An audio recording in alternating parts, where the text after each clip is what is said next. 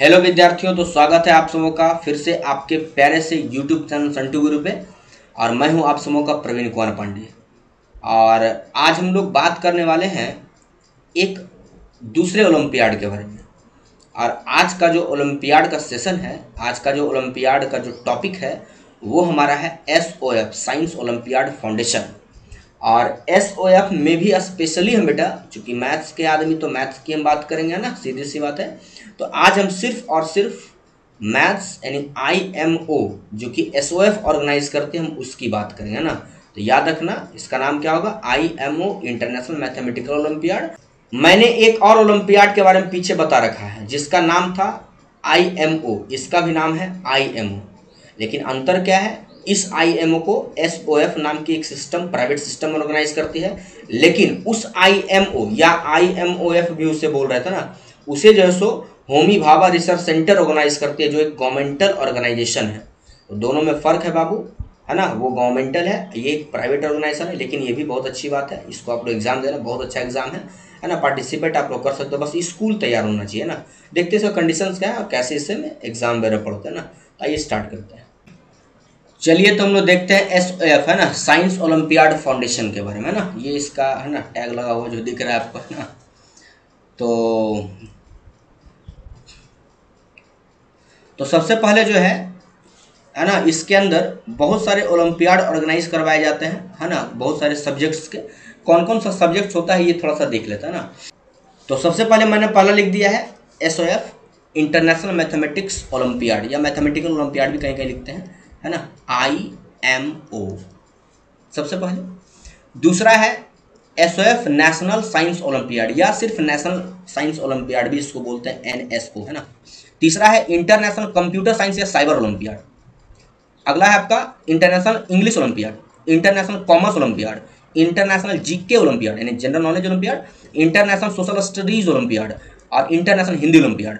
ये general knowledge और ST जो है, सोशल स्टडीज जो है, दोनों में क्या फ़र्क है आप लोग खुद जानते होंगे, है ना। ये बताने की जरूरत नहीं है ना, आप लोग काफ़ी मैच्योर्ड है। नहीं मैच्योर्ड है थोड़ा सा ना पता कर लीजिएगा दोनों में क्या फ़र्क है ना, हम डिटेल से नहीं जाना चाहते हैं। चलिए, बस दोनों में फ़र्क होता है, दोनों अलग अलग होता है ना। तो और एक सबसे इंपॉर्टेंट बात बाबू, यहाँ है ना, इस सिस्टम ने हिंदी को ऐड किया है। इससे है ना बहुत लोग खुश हैं, हम भी बहुत ज़्यादा खुश हैं, बहुत ज़्यादा, कि हमारे देश में, है ना, मतलब मेरा देश है हिंदुस्तान, और सारे जहाँ से अच्छा हिंदुस्तान हमारा। और यहाँ इंग्लिश को तो देखो रखा गया है, बट मेरी हिंदी यहाँ नहीं थी। और जहाँ माँ नहीं वहाँ कुछ नहीं। तो हिंदी हमारी मातृभाषा है ना, हमारी माँ की भाषा है, इसलिए हिंदी तो खैर होनी ही चाहिए थी। और इसे ऐड किया गया, तो मैं है ना बहुत खुश हूँ इस सिस्टम से, इसको लेकर के। चलिए, तो बहुत अच्छी बात है ना, बहुत खुशी की बात है ना। इस साल से ऐड किया गया, पहले ये नहीं था ना। चलिए, ये तो हो गया कितने टाइप का ओलंपियाड है। लेकिन बेटा यहाँ हम सिर्फ एक ही के बारे में बात करेंगे, और वो होगा इंटरनेशनल मैथमेटिक्स ओलंपियाड, IMO के बारे में।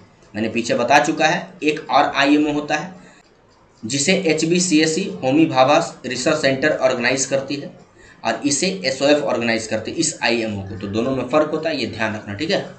चलिए हम लोग आगे देखते हैं इसका वेबसाइट। तो वेबसाइट लिखा हुआ है आपके डिस्क्रिप्शन में भी मिल जाएगा, है ना, आपको लिखने की ज़रूरत नहीं है ना। तो हम लोग फर्स्ट बात करते हैं सबसे पहले IMO के बारे में। इसकी जो एलिजिबिलिटी है वो है स्टूडेंट्स फ्रॉम 1 to 12, यानी 1 से लेकर 12 तक का कोई बच्चा इसको भर सकता है ना, कोई दिक्कत उसमें नहीं है।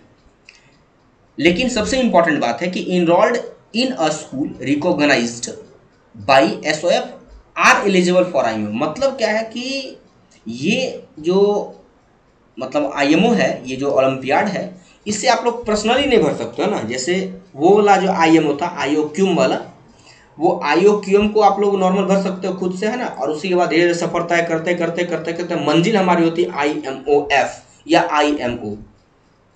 लेकिन यहाँ क्या है बाबू, यहाँ आप खुद से नहीं भर सकते, यहाँ आपको स्कूल का हेल्प लेना पड़ेगा। इसमें जो आपकी स्कूल है वो जो है सो मतलब ये होना चाहिए, इनरोल्ड होना चाहिए, है ना। और नहीं है तो आप लोग आराम से इनरोल्ड हो सकते हो, है ना। मतलब अपने प्रिंसिपल से या अपने किसी टीचर से मिल करके, वो कोड वगैरह देता है ना, और वो कोड खुद से जनरेट हो जाता है, आप खुद से कर सकते हो बैठ कर सिस्टम पर।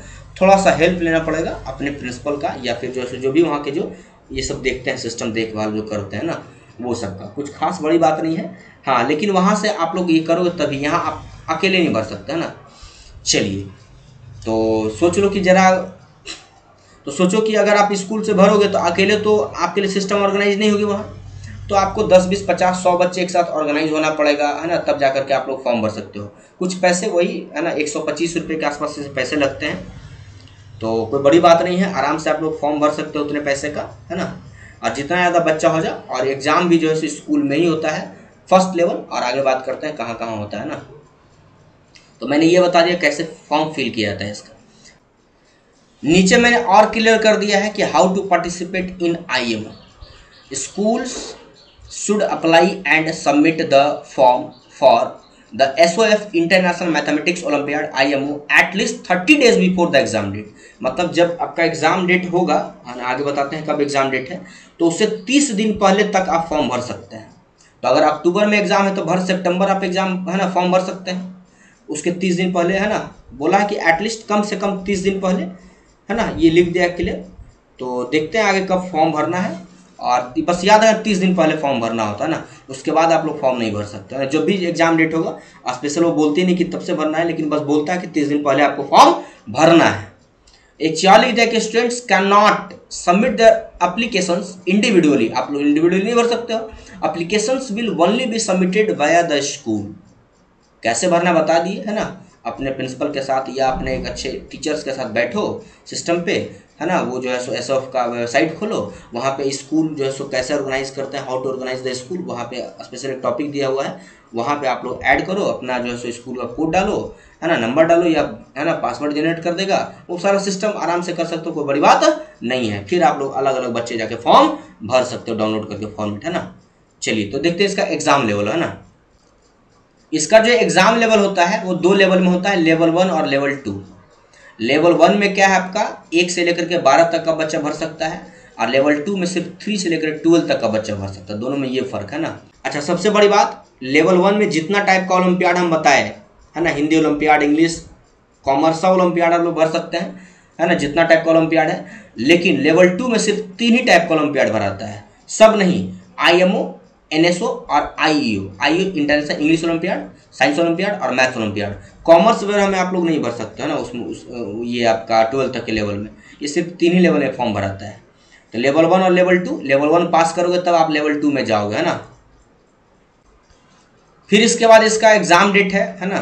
एग्जाम डेट जो है बाबू, वो जो है सो 3 डेट में एग्जाम ये कंडक्ट करवाती है, हर एक साल 3 डेट में एग्जाम कंडक्ट करवाती है लेवल 1 का। तो लेवल 1 का जो एग्जाम डेट है 24 में, वो 22 अक्टूबर, 19 नवंबर और 12 दिसंबर को है। 3 डेट में है, 22, 19 और 12। 22 अक्टूबर, 19 नवंबर और 12 दिसंबर।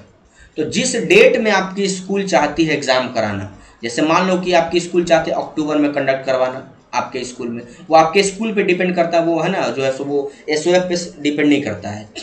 तो 22 अक्टूबर को जब आपका स्कूल में एग्ज़ाम होगा तो उससे 30 दिन पहले आप फॉर्म भर लेना। अगर आपका डेट लगता है कि पार हो रहा है या समय आपको थोड़ा पढ़ना लिखना है, तो सर से बोलो कि सर आप एक काम करिए ना, 12 दिसंबर को फॉर्म भरवाइए। तो आराम से आप सितंबर अक्टूबर 2 महीने टाइम मिल जाएंगे, आराम से आप फॉर्म को भर सकते हो। नवंबर तक टाइम मिल जाएगा, नहीं 3 महीने तक फॉर्म को भरते रहो धीरे धीरे धीरे, और एग्जाम की तैयारी करते रहो। चाहो तो नवंबर में फॉर्म भरवा लो। तो जिस भी डेट में आप फॉर्म भरवाओगे उससे 30 दिन पहले आपको फॉर्म फिलअप करना पड़ेगा।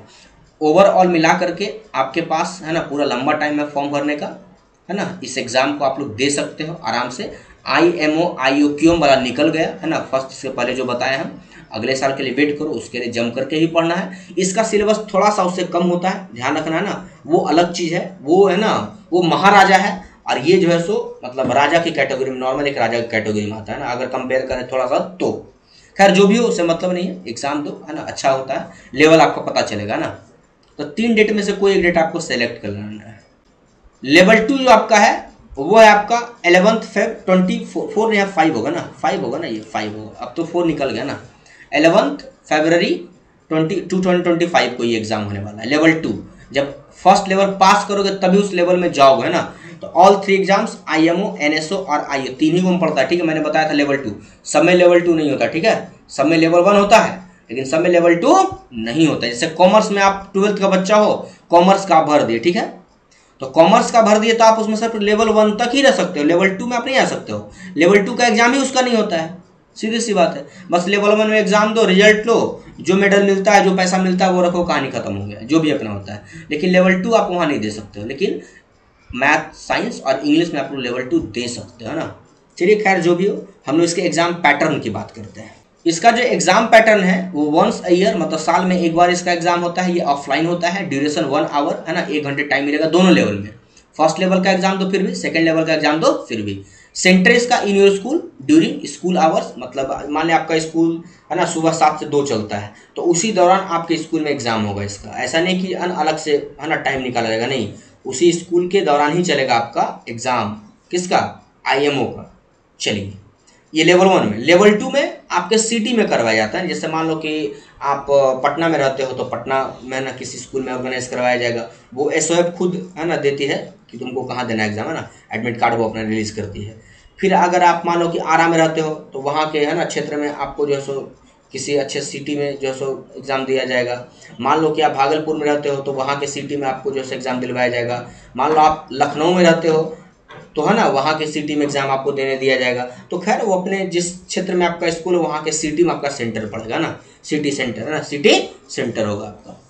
चलिए तो फिर आगे बढ़ते हैं हम लोग और नंबर ऑफ क्वेश्चन वगैरह की बात करते हैं कि वो कैसा होता है इसमें।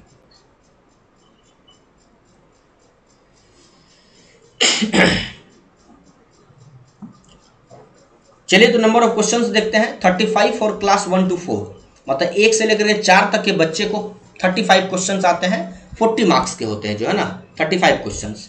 टाइम मैंने बता रखा है कितने घंटे, 1 घंटे दोनों एग्जाम के लिए है ना। तो कह सकते हो आप कि 35 क्वेश्चंस और 1 आवर किसके लिए, क्लास 1 to 4 के लिए। ये 40 मार्क्स का एग्जाम होता है। फिर आपका क्लास 5 से लेकर के 12 तक के बच्चों के लिए 1 घंटे में 50 क्वेश्चंस करने होते हैं और वो 60 मार्क्स के होते हैं। ये मैं लेवल 1 की बात कर रहा हूँ बाबू है ना, लेवल 1 की बात कर रहा हूँ स्पेशली। चलिए तो आगे हम लोग इसके सेक्शन की बात करते हैं ना। तो होता क्या है कि वो जो क्वेश्चन आता है 35 क्वेश्चन का सेट या 50 क्वेश्चन का सेट, उसमें कुल 4 सेक्शन के क्वेश्चन आते हैं, 4 सेक्शन में बट करके आता है खुद है ना। जैसे एग्जाम में कैसे बोर्ड एग्जाम में आता है section A, section B, section C, ऐसे इसमें सेक्शन 1 2 3 4 करके आते हैं। सेक्शन 1 जो होता है वो verbal and non verbal reasoning होते हैं। उसमें लॉजिकल रीजनिंग्स नॉर्मली 1 मार्क्स का होता है, 1 मार्क का होता है हर एक क्वेश्चन सेक्शन 1 में ना, रीजनिंग्स आते हैं। सेक्शन 2 में क्या है, मेन मैथ्स का मेन टॉपिक है ये, number system, polynomials, coordinate, linear है ना। फिर आपका यूक्लिड ज्योमेट्री, मतलब ज्योमेट्री नॉर्मली है ना, lines and angles, triangles, quadrilaterals, वो सारा चीज़ है ना जो भी अपना है, Heron's formula, surface and volumes, stats. फिर मैथमेटिकल रीजनिंग, वो अलग टाइप से कुछ अलग अलग टाइप से रीजनिंग टाइप का क्वेश्चन आता है। कुछ कुछ पजल्स आपको सॉल्व करने दे दिया जाएगा छोटा मोटा मैथ्स का, और वो यहाँ पर आएगा क्वेश्चन ना, वो भी 1 मार्क का होता है। सेक्शन 2 देखते हैं। सेक्शन 3, सेक्शन 3 जो है आपका, इसमें क्या होता है, the syllabus for this section will be based on the syllabus of mathematical reasoning and quantitative aptitudes. इसमें क्या होता है कि क्वेश्चन जो आता है थोड़ा सा मतलब क्लास 10th में अगर आप लोग होंगे, अगर कोई बच्चा होगा तो वहाँ पे केस बेस्ड एक क्वेश्चन आता है। या अगर आप लोग 6-7 में हो तो आपके मान लो जो चैप्टर आप लोग पढ़ रहे हो उसमें लास्ट में कुछ ऐसा केस स्टडी का क्वेश्चन दिया जाता है, स्पेशल कुछ पजल्स दिए जाते हैं। तो उस टाइप के एवरीडे मैथमेटिक्स आते हैं कि मतलब मैथ्स को एवरीडे लाइफ से ऐड कर दिया जाता है, जोड़ दिया जाता है, और वहाँ से क्वेश्चन को अटैच करके है ना, वहाँ से ऐड करके क्वेश्चन को डाला जाता है। तो थोड़ा सा ये थिंकिंग लेवल यहाँ बढ़ाना पड़ेगा, थोड़ा सा बढ़ा करके आप लोग सोच करके आराम से क्वेश्चन बना सकते हो। टॉपिक वही रहता है, वर्ड प्रॉब्लम्स के रूप में इसको सिर्फ कन्वर्ट कर दिया जाता है, और अच्छे अच्छे क्वेश्चन इसमें आते हैं ना। इसमें भी 1 मार्क आता है जो भी हो ना। चलिए सेक्शन 4 क्या है, हाई ऑर्डर थिंकिंग क्वेश्चंस। इसमें थोड़ा सा क्वेश्चन का लेवल थोड़ा बढ़ जाएगा, उससे भी ज़्यादा, सेक्शन 3 से भी ज़्यादा इसका लेवल बढ़ जाएगा। और इसमें है ना, और इसको हम लोग अचीवर सेक्शन बोलते हैं, मतलब क्वेश्चंस बहुत अच्छे होते हैं इसके है ना। मतलब कह सकते हो कि थोड़ा सा IOQM से सटा हुआ क्वेश्चन है ना, उसको पार नहीं करना है ना, बाउंड्री से थोड़ा सटा क्वेश्चन, उस टाइप का क्वेश्चन आ जाता है ना। और 2 मार्क्स फॉर क्लास 1 to 4 है ना, 1 से 4 के लिए 2 मार्क का क्वेश्चन आता है इसमें, और 5 से 12 तक में 3 मार्क्स का क्वेश्चन आता है। तो ऊपर का जितना था 1 मार्क का, और नीचे सेक्शन 4 में 3 मार्क्स का क्वेश्चन आता है ना। चलिए तो हम आगे बढ़ते हैं। चलिए तो हमारा खत्म हो गया ना, सेक्शन 4 तक की कहानी खत्म, लेवल 1 की कहानी खत्म। अब लेवल 2 में के लिए है ना, तो लेवल 1 जैसे ही आप पास करोगे तो ही आप लोग लेवल 2 के लिए क्वालिफाइड हो सकते हो। और लेवल 2 का एग्जाम पड़ेगा, थोड़ा सा है ना क्वेश्चन उसका अलग टाइप से होगा, है ना, थोड़ा सा अच्छे लेवल के सवाल आते हैं। और वो लेवल 2 का है ना नॉर्मली एडमिट कार्ड आ जाता है आपका, उसके लिए कुछ अलग से कहानी नहीं है। मेन लेवल 1 में आपको पार्टिसिपेट करना है, अच्छे से मेहनत करोगे, पास करोगे, लेवल 2 में जाओगे ना। अब हम लोग थोड़ा सा इसके अवार्ड की बात कर लेते हैं ना, कि लेवल 1 और लेवल 2 के लिए अवार्ड का क्या होता है डिस्ट्रीब्यूशन। हालांकि अवार्ड मेरे लिए मायने नहीं रखता, हम जो है सो मतलब जीत की खुशी में एक अगर पेन भी मिल जाए तो मेरे लिए काफ़ी है। मतलब पेन मिला ये बहुत बड़ी बात है ना, जीत की खुशी में। तो पैसा मायने नहीं रखता है, अभी जो बताएंगे कुछ पैसे मिलेंगे तो वो मेरे लिए मायने नहीं रखता ना। हाँ मिला, कुछ करके मिला ये मायने रखता है। मिला वही चीज़, हमको अगर 1 लाख रुपए देती है सरकार, मायने नहीं है। 10 रुपये ही अगर अवार्ड के तौर पर है ना, हमारे राष्ट्रपति जो है अगर अपने राष्ट्रपति भवन में बुला करके आपको, या कहीं भी मान लो कोई भी अगर अवार्ड देते हैं, तो मान लो कि राज्यपाल ही अवार्ड देते हैं आपको, या जो है आपके चीफ गेस्ट अवार्ड देते हैं, तो स्टेज पर बुला करके जो अवार्ड दिया जाता है, 10 रुपये का अवार्ड हो, 2 रुपये का अवार्ड हो, वो जो फोटो खींचा जाता है कि फलाने बाबू को अवार्ड मिला, वो मायने रखता है मेरे लिए ना। ये है ना, ये सब पैसे कौड़ी मायने नहीं रखते ना। तो खैर जो भी हो, हम उसके बारे में थोड़ा बता देते हैं ना। चलिए देखते हैं। चलिए तो हम लोग अवार्ड की बात करते हैं ना। अवार्ड में होता क्या है, ये लेवल 1 के लिए अवार्ड की हम पहले बता रहे हैं बात, है ना। लेवल 1 में क्या होता है इसमें कि जोनल लेवल पे अलग मिलता है और स्कूल लेवल पे अलग मिलता है। जोनल मतलब कि है ना, एक सिटी में जो है ना अलग अलग जोन में डिवाइड किया गया है ना। उस जोन पे आपको जो है 1 से लेकर 25 तक के रैंक वाले बच्चे को मेडल ऑफ डिस्टिंक्शन दिया जाता है। मतलब वो गोल्ड मेडल, सीधा बात है ना, अलग से एक मेडल दिया जाता है बुला करके, है ना, जोनल पे, जोन पे। और certificate of destination, student performance report, उसको हम लोग SPR के नाम जानते हैं, है ना, कि आप क्वालिफाइड किए, आपका नाम है ना वो क्लास ऐड रहेगा, और कितना रैंक पाए हो वो आपका लिखा रहेगा ना। इसमें से टोटल नंबर ऑफ स्टूडेंट्स कितने होते हैं, 7800 होते हैं। खैर उससे हमको मतलब क्या हो सकता है ना। और 26 प्लस रैंक, उससे ज़्यादा रैंक जो आता है उन्हें सिर्फ पार्टिसिपेशन सर्टिफिकेट मिलता है, और SPR दिया जाता है कि आपको कितना रैंक आया है ना।